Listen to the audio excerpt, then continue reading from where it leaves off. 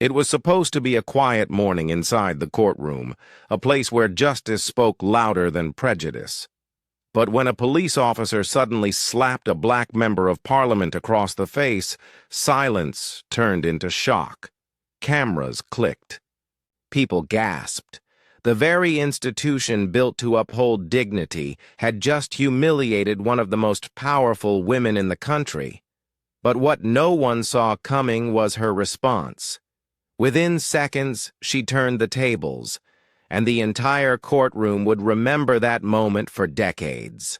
This wasn't just about a slap. It was about centuries of oppression striking back through the courage of one woman. What could push an officer to such rage? And what would she do next? Watch till the end. Wait a second. Tell us where you're watching from in the comments, and don't forget to subscribe for more powerful stories like this. Her name was Leona Carter, a 37-year-old black MP representing South London. Once a human rights lawyer, she had built her political career fighting for the voiceless. Her speeches inspired millions, but they also made her enemies, especially among those in uniform who resented her push for police accountability. That morning, Leona walked into the Old Bailey court with poise. She was there not for herself, but for a teenage boy, Jamal, who had been beaten during a protest. His case had become a symbol of the racial injustice she had spent years exposing. Leona had faced hate mail, threats, and insults from those who saw her as a troublemaker. But she believed in justice. The system, though flawed, was worth saving. Or so she thought. As she took her seat, the air was tense. Police officers lined the back of the courtroom, their cold stares heavy with contempt. She ignored them, focused only on the evidence before her. But deep down, something felt off, a feeling that the hatred she'd fought for years was about to step out from the shadows and stand right in front of her. The hearing began with a grim tone. Leona presented video evidence of the protest where Jamal was attacked, footage that clearly showed police using brutal force against unarmed civilians. Murmurs filled the courtroom. Some officers in the gallery shifted uncomfortably, while others whispered among themselves.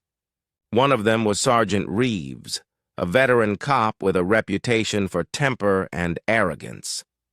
He had been off duty during the protest, but had voiced his disdain for activists who cry racism.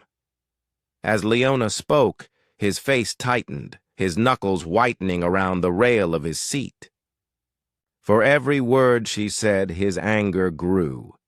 He felt exposed, threatened by the truth she represented. When the recess bell rang, Leona gathered her notes and walked into the hallway. Reporters crowded her with microphones, asking if she believed justice would prevail. She gave a calm smile and said, "Justice isn't an idea, it's an action." That's when Reeves appeared, stepping out of the crowd. His expression was dark, mocking. "You think you're a hero, don't you?" he sneered, his voice low. Leona turned slightly, not wanting to engage.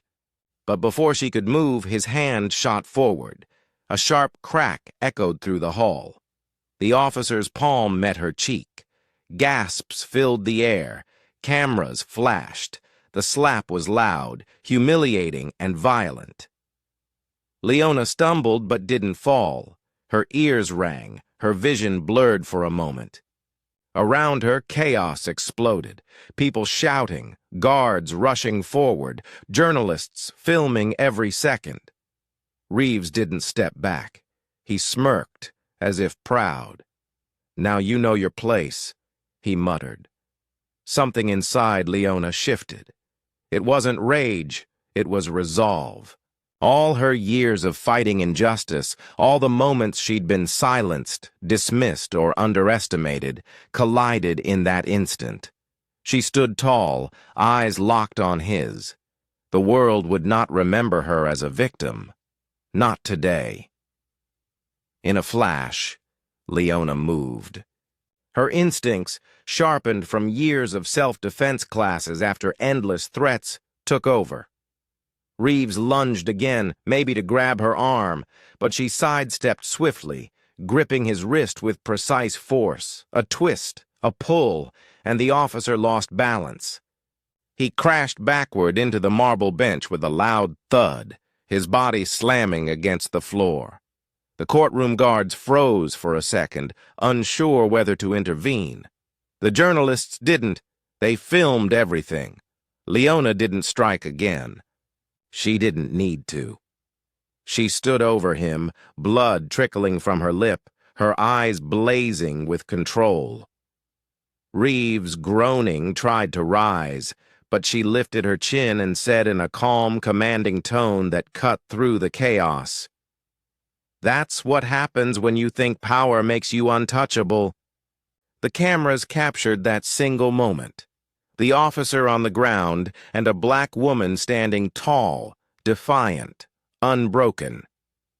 Within minutes, security officers rushed in, separating them. Reeves was handcuffed and escorted out as shouts of "Justice" filled the hall. For the first time in that courtroom, silence didn't feel oppressive. It felt powerful. The footage went viral within hours.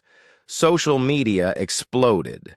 Black MP defends herself after assault by officer dominated every headline. For once, the narrative didn't twist the truth, because millions had seen it with their own eyes. Protests broke out nationwide, not in anger but in solidarity. Leona Carter became a global symbol of dignity and strength. The police department suspended Reeves indefinitely, launching an internal investigation that uncovered years of misconduct he'd buried under rank and connections. Leona stood before Parliament a week later, bruised but unbowed. Her speech was broadcast live across the nation. "I didn't fight back out of hate," she said. "I fought back because silence has never saved us. Every slap, every insult, every injustice.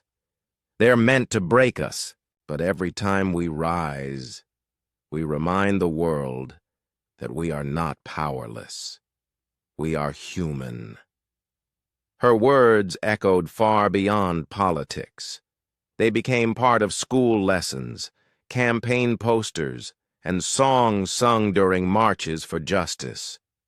Still, late at night, when the noise faded, Leona sometimes touched the faint scar on her cheek and thought of the boy whose case had brought her there in the first place, Jamal. He won his case, but the battle wasn't over. It never really is, because racism doesn't just live in uniforms or courtrooms. It hides in silence, waiting for moments to test who will stand up. And Leona Carter had stood. How many more Leonas? Will the world need before justice no longer needs to fight back? Which country and city are you watching from? Take care.